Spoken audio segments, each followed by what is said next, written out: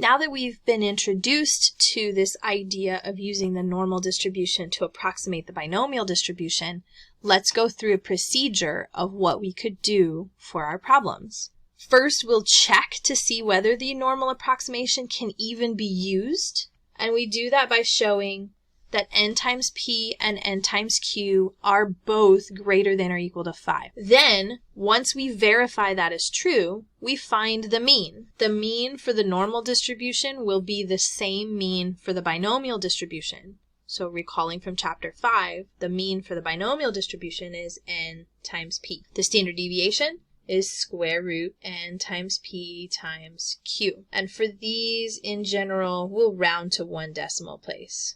We'll write the problem in probability notation using x. This will be a binomial probability at first. And then we'll rewrite it using the continuity correction factor. And that continuity correction factor is the plus or minus 0.5, depending on what type of inequality we have. We'll always be doing a number that ends in 5.5.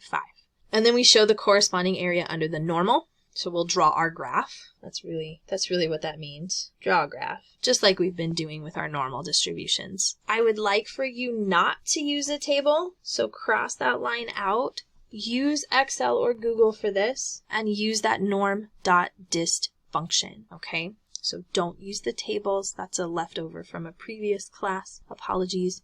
Using technology, plug in the appropriate values to that normal distribution formula. And then we find the solution. Okay, let's apply it. A theater owner has found that 5% of patrons do not show up for the performance for which they purchase tickets. The theater has 100 seats. Find the probability that 6 or more patrons will not show up for the sold-out performance. Okay, so let's see what we have. There's a 5%, there's a 100, and there's a statement about 6 or more. 5%? That's our probability for our binomial distribution. So we would consider a binomial experiment where success is the patron does not show up for their performance. P would be 0.05. The theater has 100 seats. That's N. N is 100. And I need one more value here, and I'm going to rearrange these. We need the value of Q. Remember that P and Q are directly related. P plus Q equals 1. So Q equals 1 minus P. 95% of the people who purchase tickets will show up. So we're identifying our information. Now we can do that first step to check to see whether the normal approximation can be used. N times P. 100 times 0.05, 100 times 0.05 will give us 5. And 5 is greater than or equal to 5. That's okay. N times Q, 100 times 0.95, 95. 95 is definitely greater than or equal to 5. One thing that I do want to point out, these two calculations for n times p and n times q, those values, if I add them, will equal n. And there's a little bit of algebra you can do to show that that's true. But n times p and n times q, when I add those two values together, 5 plus 95, I get 100, which is n. And if you can do that calculation in your head, kudos. If you need the security of the calculator, it's okay. So because the two values are greater than or equal to 5, we can use the normal distribution to approximate. So the next step is to find the mean and the standard deviation. Mean, n times p, we've already found it. It's 5. We would actually say 5.0 patrons. Patrons, people, customers, attendees, right? And then our standard deviation, square root n times p times q. We'll have square root 100 times 0.05 times 0.95. That's under the radical, and now I take the square root, 2.17, which would get rounded to 2.2 patrons. Okay, so I have my mean, and I have my standard deviation. Those are going to be important. And now I'm going to write my probability notation for 6 or more patrons. So probability that x is 6 or more. 6 or more means it equals 6 or greater than 6. 6 or more. X is greater than or equal to 6. Now, I like to draw my graph before I rewrite the problem with the continuity correction factor. I like to make sure that I'm picking the right stuff. And when I draw my graph, my mean is 5.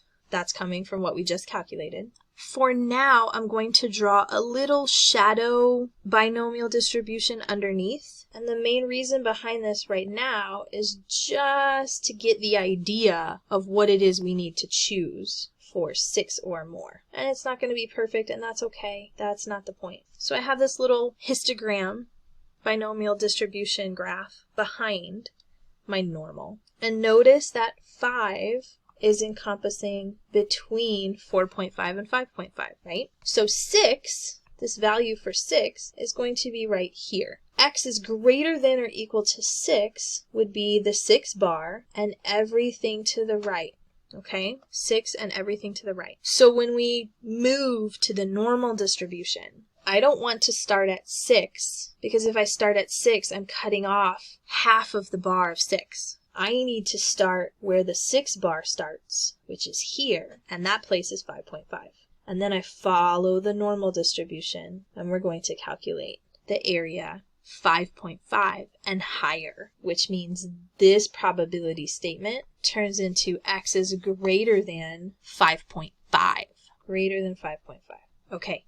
Using technology, I'm going to write the statement out, and then we'll transition to Excel and do it together. Remember that when we use these Excel formulas for norm.dist, it's exactly the same as in Google. So you'll have the same structure and the same numbers in your Google sheet if you choose to use Google instead of Excel. That's one thing that I love about both of the programs is for the vast majority of things that we do, when you do something in one, it's exactly the same procedure when you do it in the other. It's really nice. There are only a few things that are a little different and you adjust, but if you learn one, it's really easy to pick up the other one when you feel comfortable in one of them. So since it's greater than, remember greater than is a 1 minus, because that norm.dist function is going to give us area to the left, and we want area to the right. So we'll put in 1 minus norm.dist. Our x is 5.5.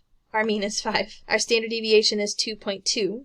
We always use true with the norm.dist. Now, before I put this into the calculator, I have a question. Can you estimate, just by looking at what you drew on the graph, knowing what you know about the standard deviation, and how far away x is from the mean, can you ballpark that probability? Here's what I mean. From 5 to the right, I have an area of 0.5, and to the left, I have an area of 0.5. And for a normal distribution, we have that empirical rule, the 68, 95, 99.7 rule. And that says that one standard deviation away from the mean, one standard deviation away, we would have 68% of the data. One standard deviation away would be 7.2 and 2.8. So those values are pretty far away from that 5.5. 5.5 is really close to 5, in other words. And since 5.5 is really close to 5, I'm expecting a probability that's close to half.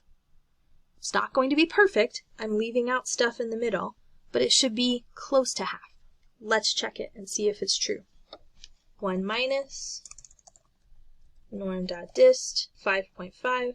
Our mean, our standard deviation, and true, 0.410. We get something pretty close. So this is using the normal approximation.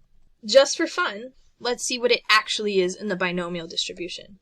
So we'll do 1 minus binom.dist. X is greater than or equal to 6. So I want to subtract off 5 and below. Number, trials is 100, probability is 0.05, and cumulative. And check out our binomial probability, 0.384. Remember, this is an approximation. It's not going to be exact. But it's a good enough approximation that we can make some guesses about it. We can draw some conclusions from it. So 0.41 for the approximation, 0.38 for our actual true value of probability. Those are pretty close.